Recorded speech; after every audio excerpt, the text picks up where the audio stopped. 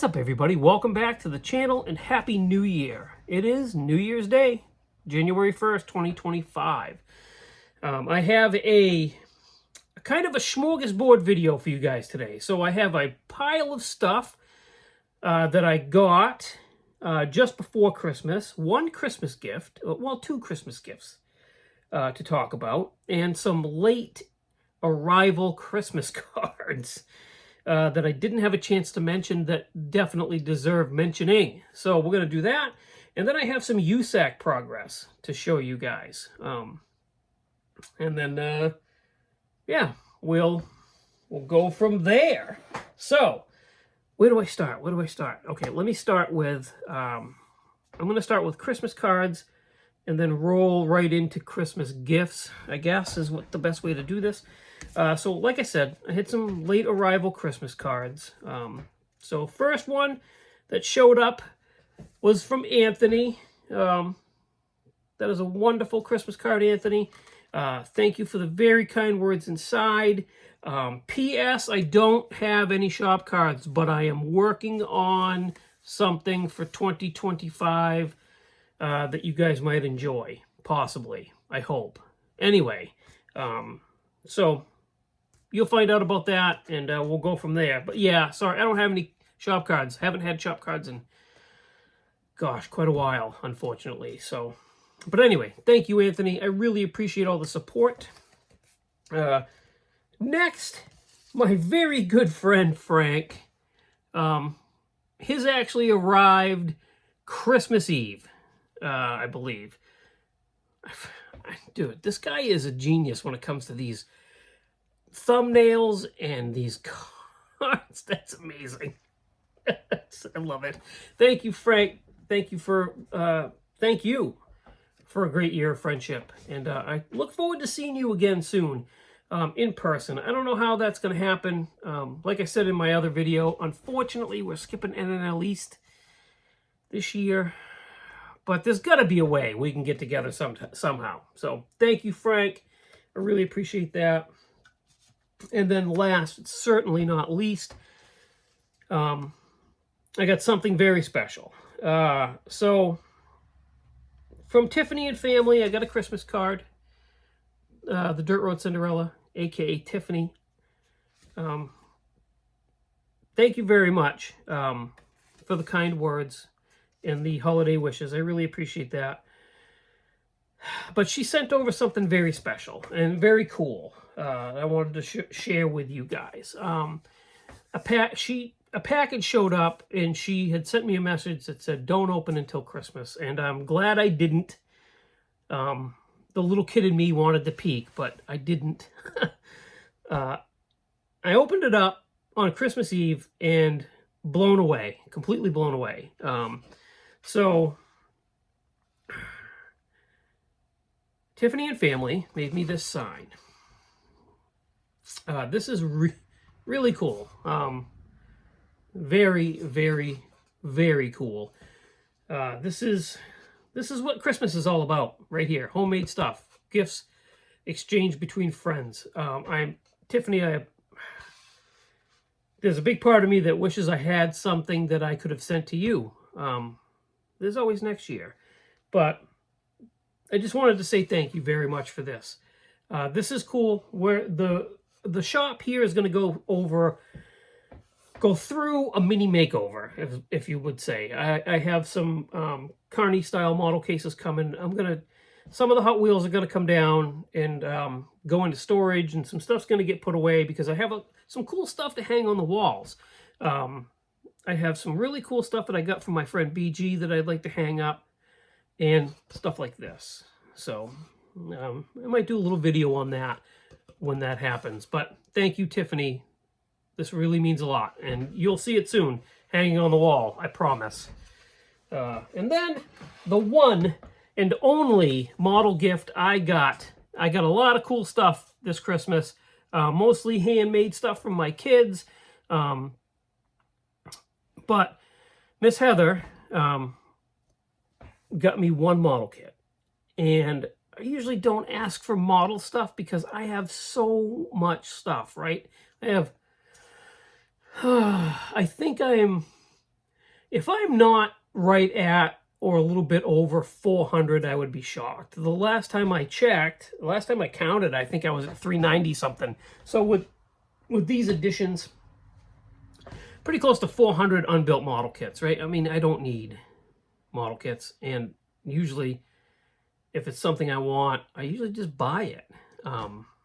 So I'd rather just have people give me whatever they want for Christmas, not pick from a list of models that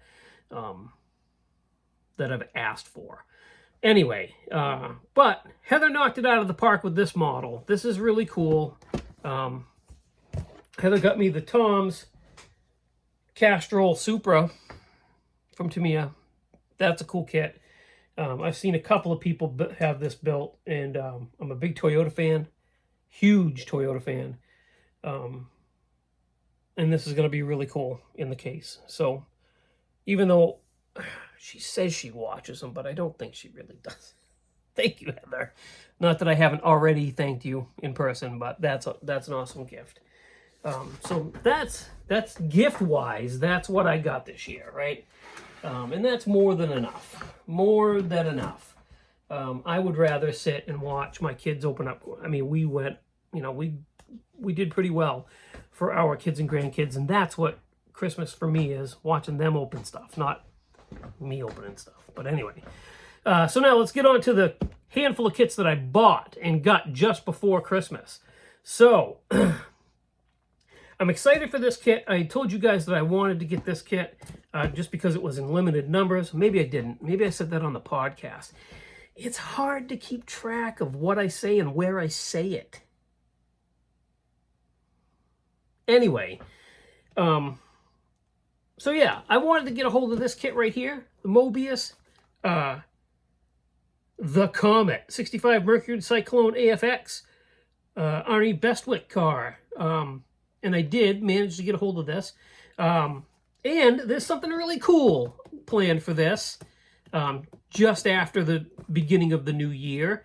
I don't want to tell you too much about, but this is cool. I already have this built as a race car. I've shown you guys on a Model Cars and Coffee. So I don't need to build this as a race car. I did a box art style build on this a few years ago. Yeah, the paint's kind of rough on it, but it's a race car. The paint jobs on those were rough anyway. So, yeah, I got an idea rattling around in the brain for this, and I'm excited to share it with you guys, but not quite yet. Very soon, though. So there's that. It was funny. I was talking to my friend Tim, and I had told Tim I wasn't going to buy this kit. I didn't need it. I had the stock version of this kit, and that's all I needed. And I was apparently either full of baloney or mistaken or something because I bought it. But I bought this kit right here. This is the Nissan Fairlady 240Z Street Custom. And I just read an article, a review on FineScaleModeler.com where the gentleman reviewed this kit and recommended it for Kit of the Year 2024. So I'm glad I bought this. This is, I am told, an amazing kit. So I'm glad I have it and can't wait to dig into it. Like I said in previous videos, I'm working on a list for 2025, and I managed to knock out 18 or 19. So I did a video the other day, and I forgot one. TJ's, he mentioned, hey, you forgot the Galant Colt build. I did. I forgot that.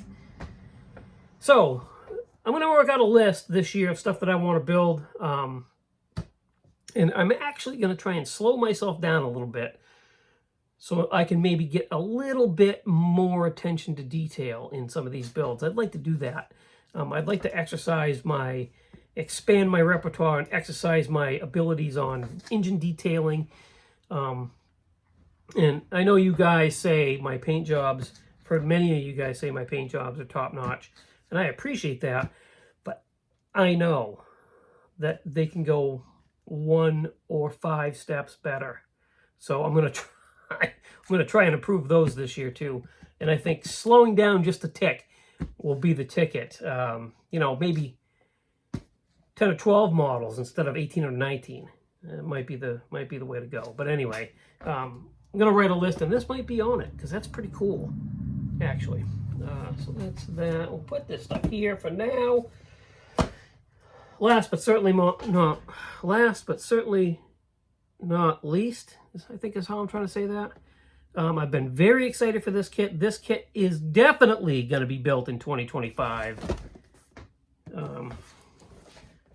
The 911 GT3 RS from Tamiya.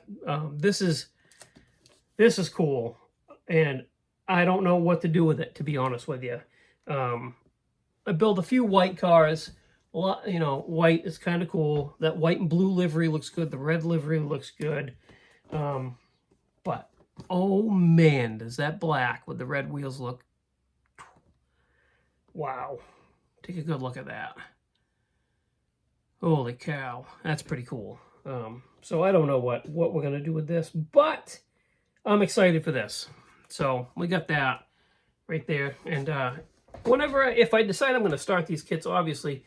something else I'm going to try to do is, as I start a build, I'm going to try to open each box with you guys and show you what's in there before I tear into it.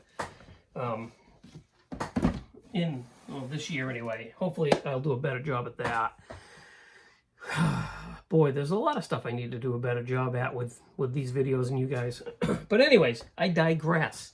Here's something else that I need to do a better job at. I need to show you guys more progress videos than I do. I get rolling and I forget to film stuff or point out stuff that I've done. And this happens to me quite a bit, and I apologize. I'm sure you guys would like to hear a little bit more about how I do things and see how I do things. So although I am not by any stretch of the imagination turning this into a build channel, it's not going to happen. I could actually, like this, for instance. This is the chassis of the USAC Dart, right? It's almost together. But there's a few things I had to do to this and decided to do to this that I could have shown you before it was glued together and painted.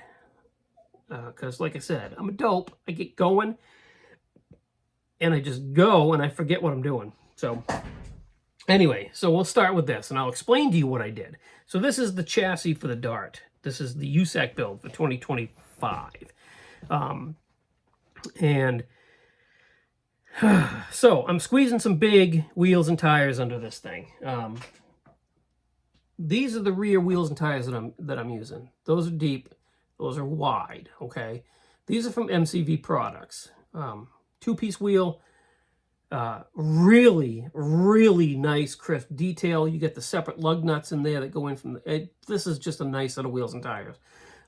This was painted, the tire is painted with Tamiya rubber black, and then the gold in the center is Testors Extreme Bronze, I believe. Yeah, bronze. And then the outer is Testors Tamiya TS30 silver. That's all rattle can. Every bit of that is rattle can. Then there's a brake rotor in there, right there. I don't know if it'll pick it up. That's also an MCV Products rotor, sprayed with, or brush painted, I should say. Good grief, I'm struggling here.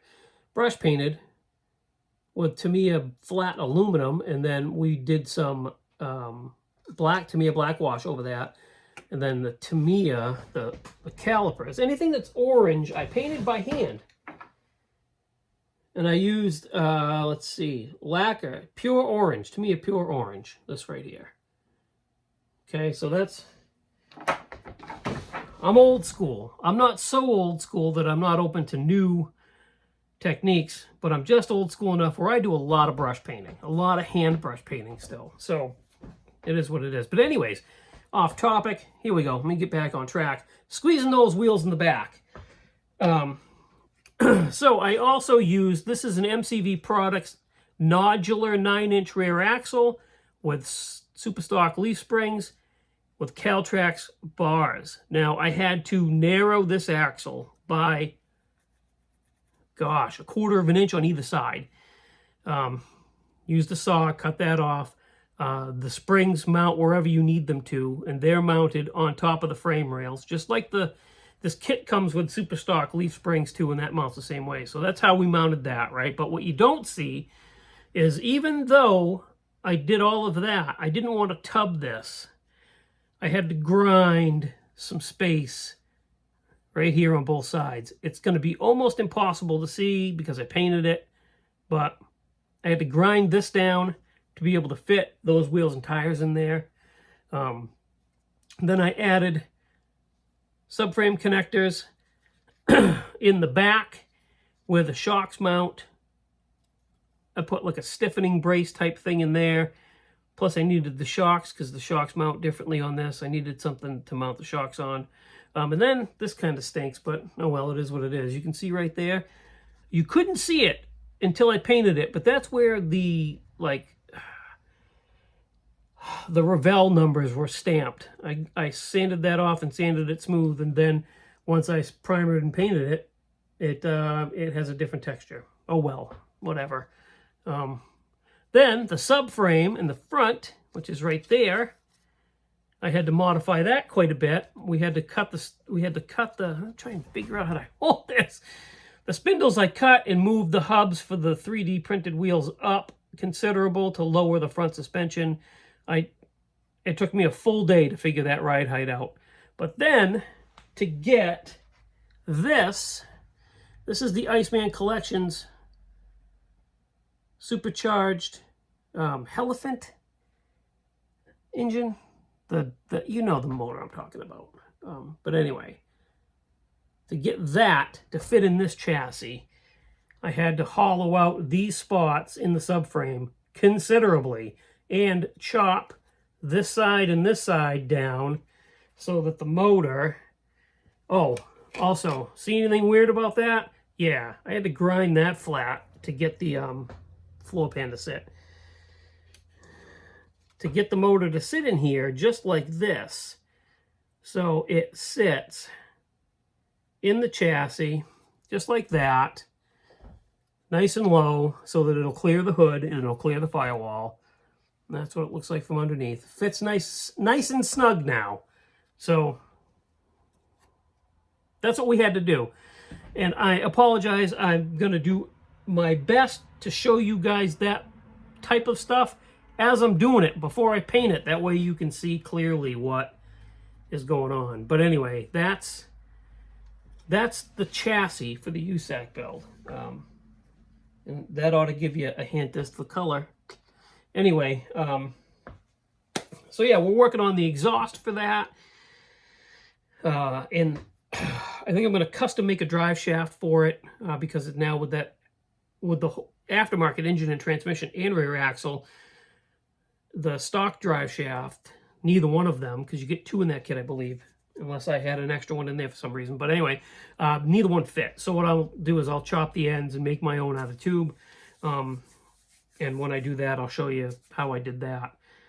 But that's that for this video. So check out that.